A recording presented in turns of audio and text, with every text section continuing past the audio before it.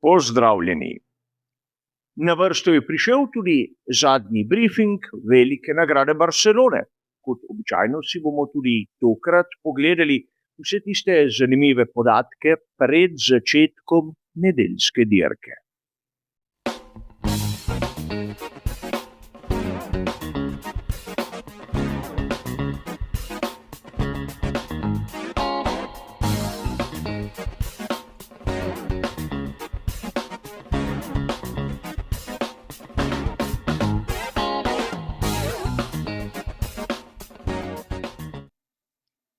Tudi tokrat bo zadnji brifing razdeljen na 3 nam dobro znane dele. V prvem si bomo ogledali vse tisto, kar se je zanimivega zgodilo na kvalifikacijah. V drugem se bomo ustavili pri ritmu za posamezno ekipo ter zraven dodali še kakšno zanimivost iz telemetrije. In na koncu, v tretjem, vam bom predstavil tudi mojo osebno vizijo glede možnih strategij. A začnimo na začetku s tistim, kar se je zanimivega zgodilo na kvalifikacijah.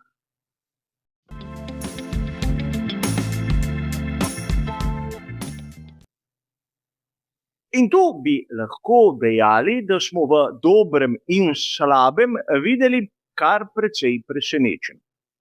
Georgeu Russellu je uspelo osvojiti najboljši štartni položaj, ampak poleg njega prvo presenečenje. Ferrari z Lewisom Hamiltonom v prvi štartni vrsti, kar bi lahko dejali, da je nekaj, kar je razveselilo vse nas ljubitelje Formule 1. Ampak po drugi strani ne moremo dejati, da je bil Ferrari 100% uspešen. Namreč Charles Leclerc je zopet zdrsnil iz proge in svoj tretji del kvalifikacij končal v zaščitni ograji. Torej, na nedeljski dirki bo začel kot 10. Andrea Kimi Antonelli po dolgem času ni tam spredaj in lahko bi dejali, da je nekoliko razočaral, namreč vsi mi smo ga pričakovali pred ali pa tik ob boku samega Russella. In na to ne smemo mimo obeh McLarenov, ki zopet nista bila sposobna dobiti one prave rešitve glede kvalifikacij na progi. Max Verstappen je imel, vsaj po mojem, izjemno dobre kvalifikacije, ampak to za njegov talent je nekaj standardnega. Kazalo je na začetku, da se bo lahko prebil še više, a lahko bi dejali, da njegov rezultat je v redu. Po drugi strani ne smemo mimo dejstva, da tudi Izak Hadjar je konstantno v tretjem delu kvalifikacij in da je mnogo boljši kot marsikateri njegov predhodnik. In tu velja poudariti, da je prišel med prvih 10 tudi Nico Hülkenberg z Audijem. Liam Lawson pa kaže, da je neke vrste konkreten voznik, ampak kot smo žal ugotovili, nič posebnega. Namreč Arvid Lindblad je bil 11. in lahko bi dejali prvi izmed tistih, recimo temu, osmoljencev.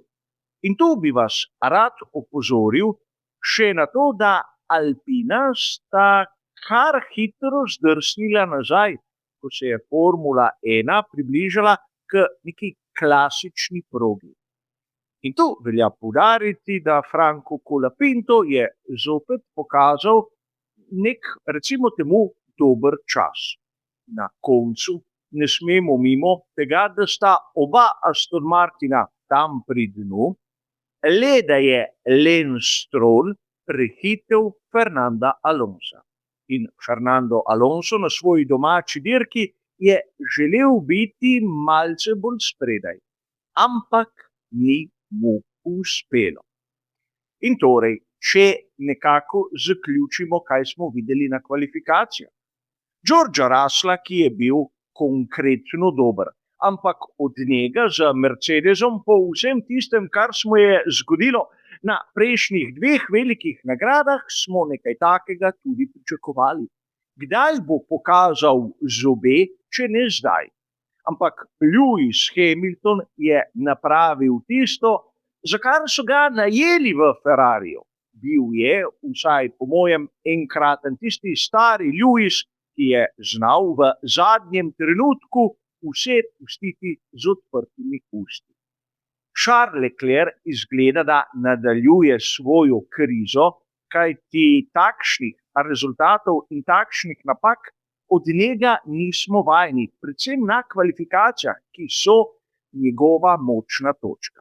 In Andrea Kimi Antonelli pravzaprav ne rabi zmage tu v Španiji, čeprav dvomim, da se ji bo kar tako odrekel. Maxa nikoli ne smemo izpustiti in kot sem dejal, meni ni všeč tisto, kar vidim pri McLarenu. Njihov potencial, saj na kvalifikacijah, je bil po mojem boljši. Ampak sedaj, ko imamo nekako v glavah štartni razpored, je prav, da si ogledamo tudi ritem.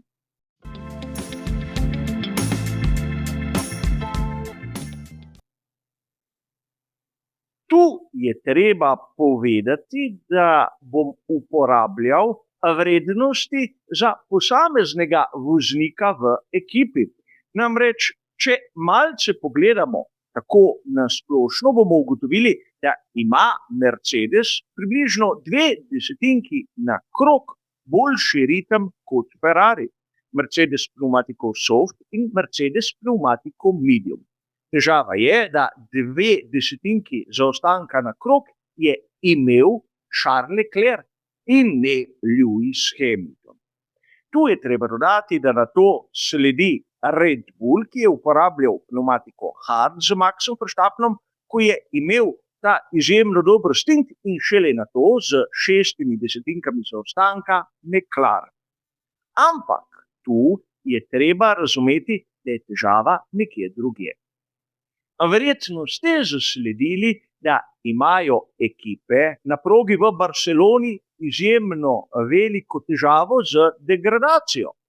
Degradacija ni obraba, mislim, da sem že neštetokrat razložil. Gre za termični pojav, ko se praktično pneumatika segreva in ohlaja in skozi te temperaturne cikle izgubi kemične lastnosti. In zaradi tega na to nima več oprijema. In tu bi vam rad pokazal malce bolj natančno, o čem govorim.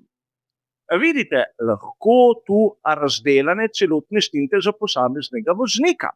In če pogledate tiste točke, boste ugotovili, da so nekatere svetlejše in druge temnejše.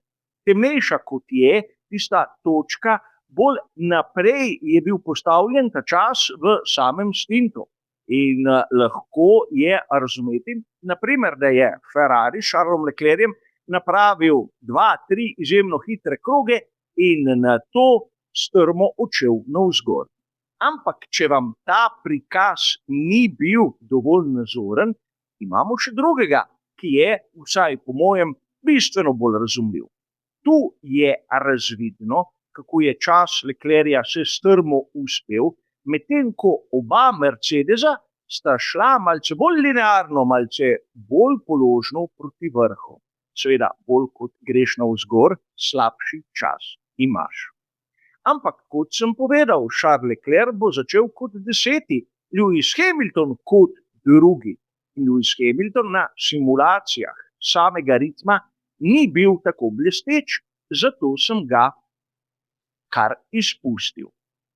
Ampak tu, že ko smo govorili o Ferrariju, bi vam rad pokazal še 2 oziroma 3 zanimive podatke. Prvič, primerjava med Ferrarijem in McLarenom. Ne toliko zaradi tega, ker bi imeli kaj proti Ferrariju, ampak ker imamo enkratne primere. Če pogledamo mikrosektorje, bomo ugotovili, da je prav na ravninah tam, kjer je potrebno imeti visoko končno hitrost, Ferrari zopet zadaj. In podobno bomo videli, če na mikrosektorjih primerjamo Ferrari in Mercedes. Čeprav Mercedes v tistem zgornjem delu proge ne kaže take dominacije, je lahko sklepati, da smo zopet tam, zopet pri tisti temi, ki jo ponavljamo praktično že celo sezono. In če to ne bi bilo dovolj. Graf iz drugega prostega treninga. Najhitrejši krog Charlesa Leclerca v tistem delu. In tu bi vam rad pokazal, da je izgubil Leclerc zaradi klipinga 42 km/h, kar se tiče končne hitrosti, kar je zopet, vsaj po mojem, nekaj ogromnega.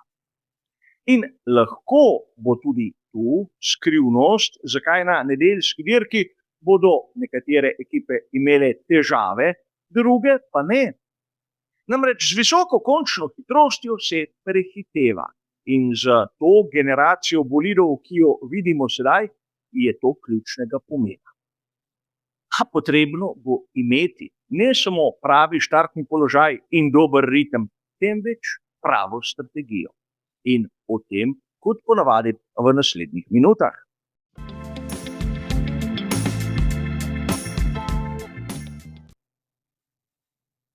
In seveda v tem našem zadnjem delu si bomo pogledali mojo osebno vizijo tistega, kar bi lahko bilo prava izbira za nedeljsko dirko.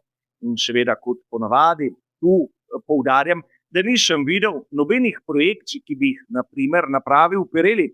O tem se bomo pogovarjali v naših srečanjih v živo pred dirko in seveda v ponedeljskem komentarju bo sledila podrobna analiza.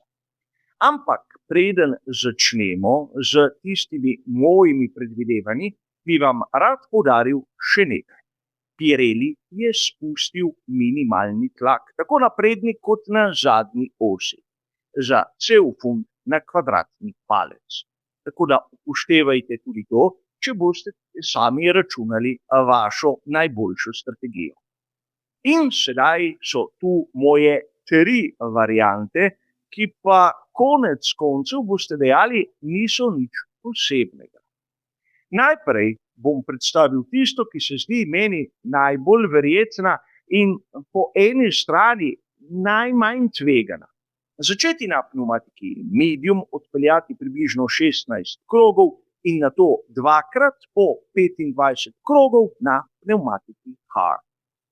Nekaj, kar nekako izhaja tudi iz tega, kaj so glavne ekipe pustile pri strani po drugem prostem treningu. Namreč 2 seta pnevmatike hard so nekako prihranili z razlogom. Ampak, če pogledamo, bomo lahko videli, da Max Verstappen nima takšnega izbora. Zato bi lahko dejali, da zanj velja varianta 2 ali pa 3. Zopet začeti na pnevmatiki medium, odpeljati 16 krogov, nato 30 krogov na pnevmatiki hard in 20 krogov na pnevmatiki medium. In seveda to pomeni, da bo imel srednji del najdaljši, ukolikor bi si izbral kaj podobnega. Imamo tudi variacijo, začeti na pnevmatiki medium, odpeljati 16 krogov, nato 18 krogov na drugem setu pnevmatik medium in še 32 krogov na pnevmatiki hard.